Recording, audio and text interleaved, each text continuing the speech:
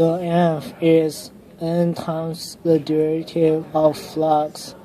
Since that's the magnitude of F, so it is a positive volume. So it is, which is also the inductance times di over dt. But for the real M, it's negative. It's a negative value. It's negative. It's negative L times di over dt, because the voltage drops. The definition of inductance is L, which is flux over time. The definition of inductance is L, which is flux over current. For mutual inductance, M is a proportionality constant. So right here it is the graph. It is the diagram for the mutual inductance, which you have two coils. One has the current going through, and since there's a B field, so it produces a M on the other coil. The M for the second coil is negative M times di1 divided by dt. M is n times flux of B, flux of the second coil, divided by the current. Flux B is a magnetic flux with n loops in the second coil. The current is the current of the first coil, which is the original coil that helped to produce the amp for the second coil. The amp is affected by both the derivative of current and the derivative of flux. Since B dot ds is U naught times I, so I affects the B field. That decides the size of the B field as well. Flux is integral B dot dA. So in another way of saying that is current affects the flux. So for another case, amp is the derivative of flux. So B dot dA over dt plus A dot dB over dt is the magnitude of the amp, which is the voltage. Usually one of them is zero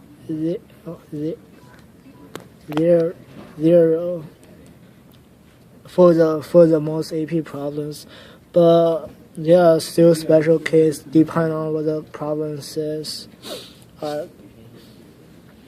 For LR circuit, I is the initial voltage divided by R times 1 minus E to the negative T over time constant. Time constant is L over R. That's why this circuit is called LR circuit. Amp is Ri plus inductance times di over dt. Di over dt means the current is changing, and the changing current is affecting the amp. So for the so if the inductance is charging, so this is a graph that shows how the current changes over time. So the current starts from 0. So like when you so there's a simple circuit.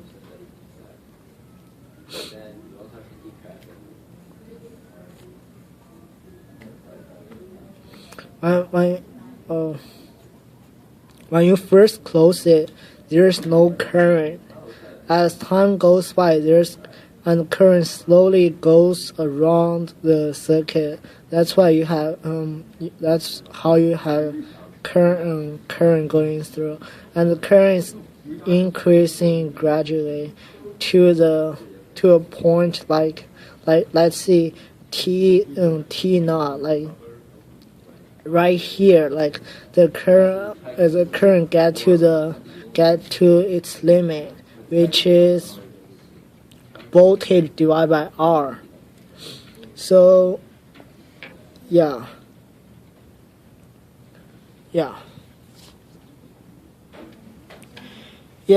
For flux, if flux is increasing and current is going counterclockwise, and the direction of the B field is out of the page, we can tell the direction of the resulting current B field is going into the page, because if flux is increasing, the B field and the original B field and the resulting B field, it have opposite directions.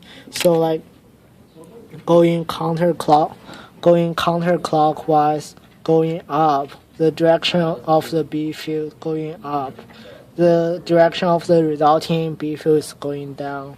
So for another case, if flux is decreasing, the current is going counterclockwise, and the direction of the B field is obviously going out of the page. But since it's decreasing, so the direction of the resulting current's B field is going out, since they should have the same direction. So this is a graph shows the right hand rule, like this is x squared plus y squared equals a constant, which is like a circle going around the origin, and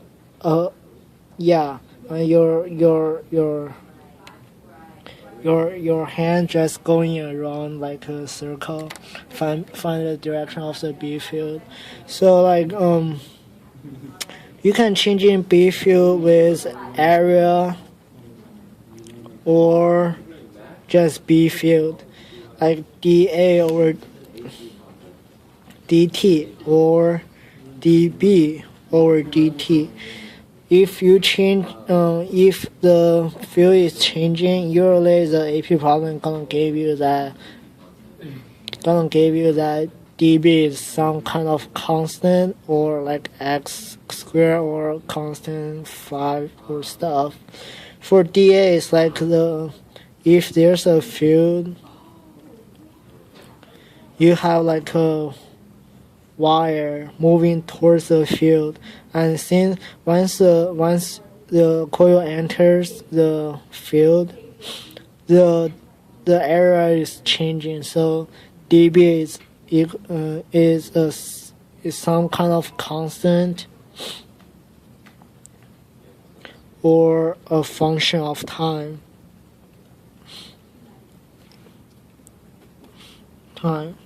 Depending on what the problem is, but that's the general case. So now we look more into a simple LR circuit. Here we have an inductor, and here's your resistor. So the main thing of an LR circuit to find the current when it's charging is by using Kirchhoff's law.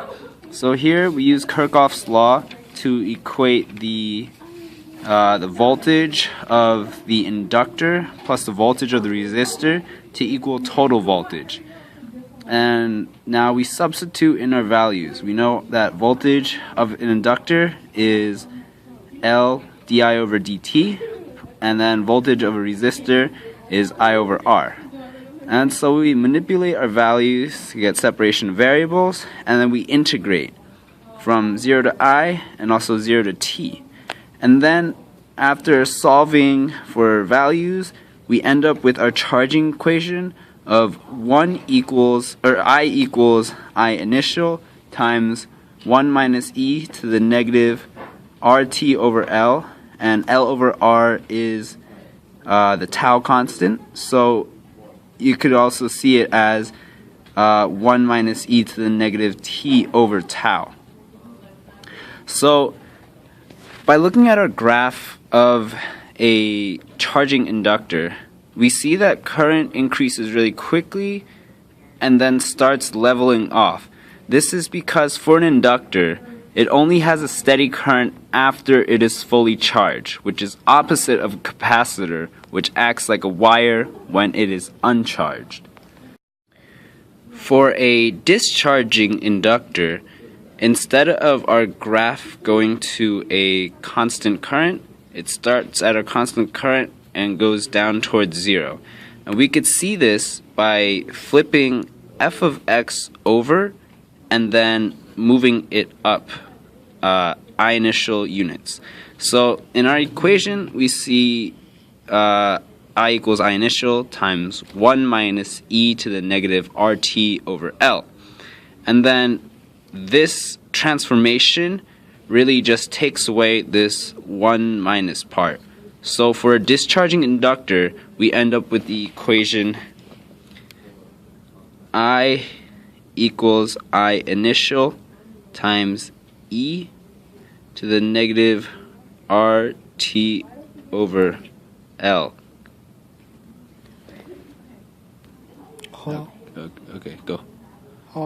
This is the AP problems we find. No, actually the AP practice problem we find. This is a circuit with the inductor inside, and right now it has two switches, which is S1 and S2. We treat the inductor as a wire, which means if we only opens S1, the current gonna go all the way through here. But if we open S1 and S2 at the same time, the current gonna go like this. The current is always looking for a way to have no resistance, and it's a safe home for them. Alright, so if for A, if S1 is closed at t0 second, so what is the current through the inductor immediately? We can tell the current is 0 amps, because as we showed the graph before, if the inductor is charging, the current is starting from 0 and go to E or R, which is I know.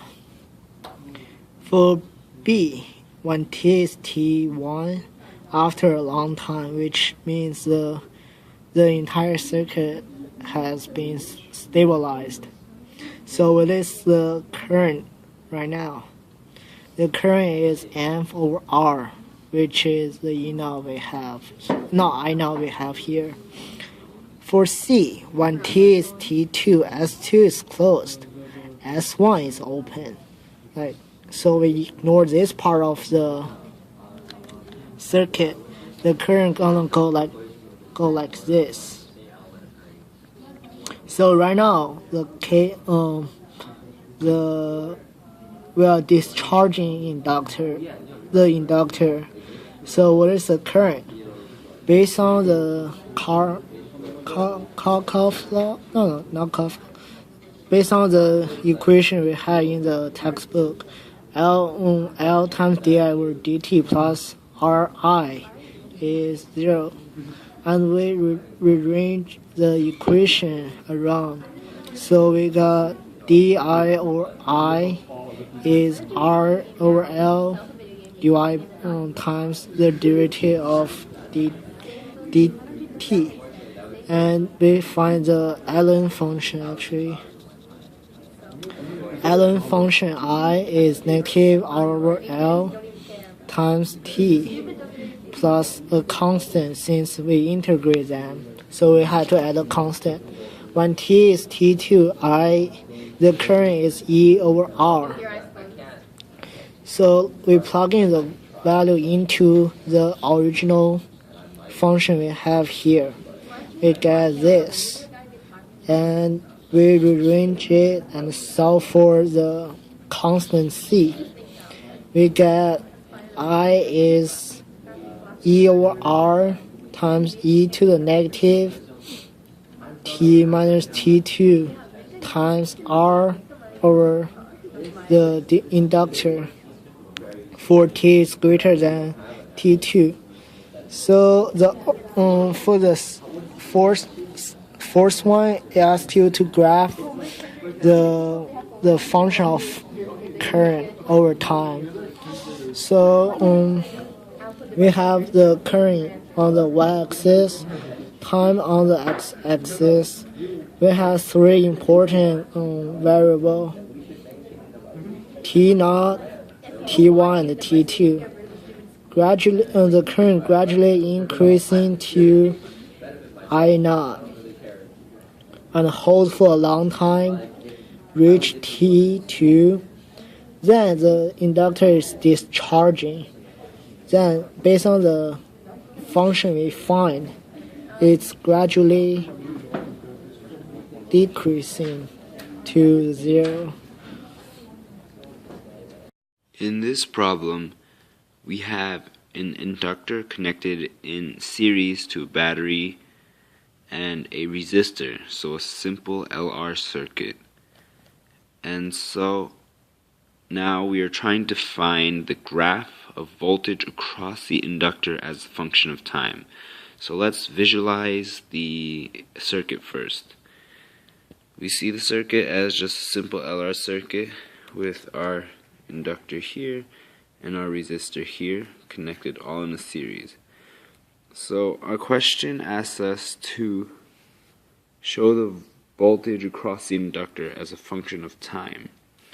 So first we can relate voltage to negative L di over dt. Therefore, as the change in current becomes lower, voltage also becomes lower as they're directly proportional. So in a LR circuit, the